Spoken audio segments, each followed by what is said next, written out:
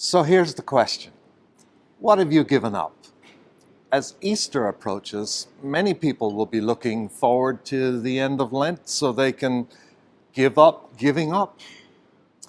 As is the custom in many parts of the world, some will have stopped eating cakes or chocolate, while others have stepped back from their use of social media. In the midst of all of this, there is a danger that our actions become trivial. Yet millions of believers use the act of giving up as a spiritual discipline. This practice heightens our awareness of a holy time. I thought I could give up coffee, but I'm not sure that would do much good for me, or perhaps even more so for the people around me. I have decided to track the value of my coffee, and I'll make that as an extra gift to my self-denial. The act of giving up, sacrificing something, is at the very heart of the Easter story. Those of you who have read my Easter message will recall that I explored the links between the ultimate sacrifice made by Christ on the cross and the benefits brought about by this utterly selfless act. The punishment that brought us peace was on him, as we read in Isaiah, and by his wounds we are healed. It is amazing that we can have peace because of Christ's punishment, that his injuries bring us healing. It doesn't even seem fair. The world understands the idea of sacrifice that leads to our own benefit. People work hard so they can play hard.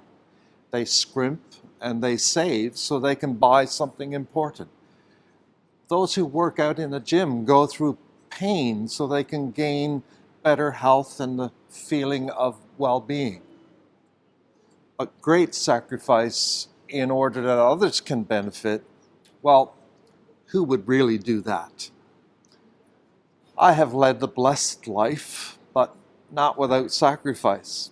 Like all Salvation Army officers, I have given up control of where I live and what my role might be, and I've given that into the hands of the Salvation Army. I don't lack for essentials, but my giving up of control has led to one significant sacrifice. I live thousands of miles away from family. Along with my children and grandchildren, we live in 3 different parts of the world. That separation sometimes creates some hurt and longing, and sometimes a deep heartache and yearning when things go wrong, or equally when there are times of celebration. I really do want to be there. I don't just want to be aware. Yes, there are times when I am aware of my physical separation from my loved ones. But nothing could compare to the dynamic of separation that helps me focus on Jesus crying out on the cross, "My God, why have you forsaken me?" If I feel the pain of being separated from my family, how much more did God experience pain in being separated from his Son, with whom he had shared a deep intimacy for all of eternity?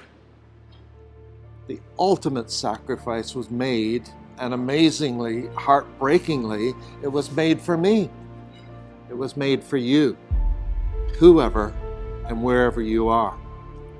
In comparison, there is surely nothing that we could give up to make things square with our Creator. The joyful reality, of course, is that it doesn't ask us to make a great, painful, significant sacrifice. Instead, he asks us to follow his simple instruction, to love God and to love one another. Doing this fully will involve sacrifices on our part. We can't ever ignore the appeal to take up our cross and follow him. So we give of our time, our wealth, our talents. We explore what it means to surrender to him, knowing that we will give and he will use what we give. In the parable of the sheep and the goats, Jesus explains to his followers that when they give food and drink to the hungry and thirsty, when they take in the stranger or clothe the destitute, when they look after the sick or visit the prisoner, they are doing all these small acts of sacrifice for the one who gave up everything for them. Because each of these endeavors has cost for the person giving the help, whether that is through giving up of time or attention, or through paying for food, drink, or clothing. It's crystal clear that this is God's way. Selfless giving in order that others can benefit. So I'm asking you again, what have you given up? What will you give so that God's way can be followed? My Salvation Army uniform, like that worn by hundreds of thousands of Salvationists around the world, has an S on each lapel. These letters remind me every time I put on my tunic that we who follow Christ through the Salvation Army are called to save and serve. Recently, while traversing a border entry into a country, the attendant shared with his colleague for all to hear, "Salvation Army, saved to serve."